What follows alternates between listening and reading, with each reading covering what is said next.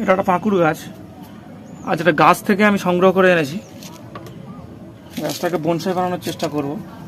মোটামুটি গাছটার বেশ সুন্দর শেপ আছে। আমি এই মোটা দিকটা এখান থেকে কেটে বাদ দেবো, দিয়ে কিছু শিকড় রেখে আর গাছটা বনসাইয়ের জন্য একটা বড় পটে বাড়তে দেবো।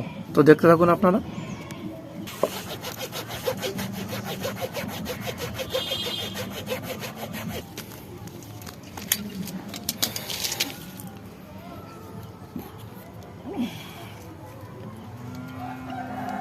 গোড়াতে ফাঙ্গিসাইড লাগিয়ে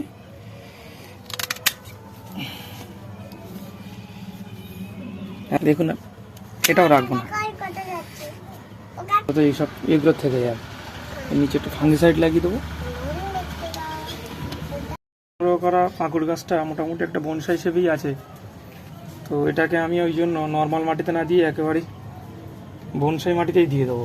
তো এর জন্য আমি বনসাই মাটি আমি যেভাবে তৈরি করি, কিছুটা পরিমাণে দেখছেন গোবর গুঁড়ো, পুরনো শুকনো গোবর গুঁড়ো, এটা হচ্ছে আপনার বালি এবং তার সঙ্গে ছোট ছোট খোয়া, মানে যেটা আমরা ছাঁদ ফাঁদ দেওয়ার আগে নেটে চালার পরে যেটা থাকে এটাই বনসাইয়ের জন্য উপযুক্ত। আর আছে হাড় গুঁড়ো আর অল্প পরিমাণে কোকোপিট। এছাড়া আমার মাটির সঙ্গে মেশানো আছে কিছুটা ভার্মি কম্পোস্ট, পুরনো মাটি। তো ওই মাটি একসর্ব করে এই গাছটা আপাতত বসিয়ে দেবো।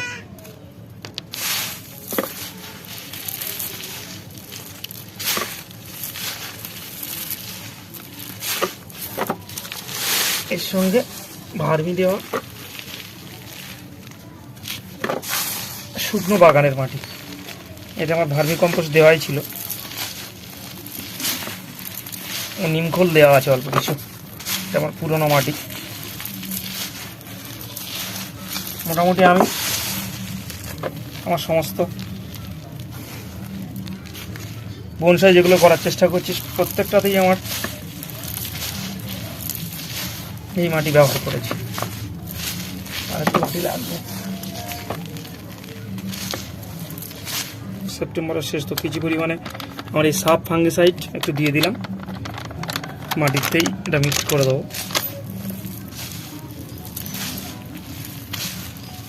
আর একটু দিই, তাহলে আর নিচে দিতে হবে না।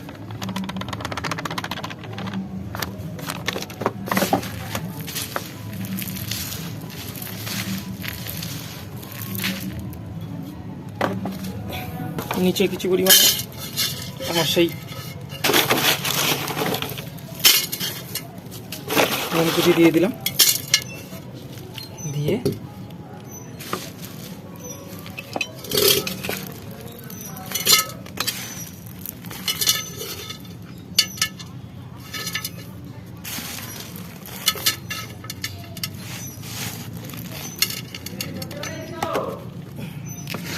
ঘুলটা কোথায়?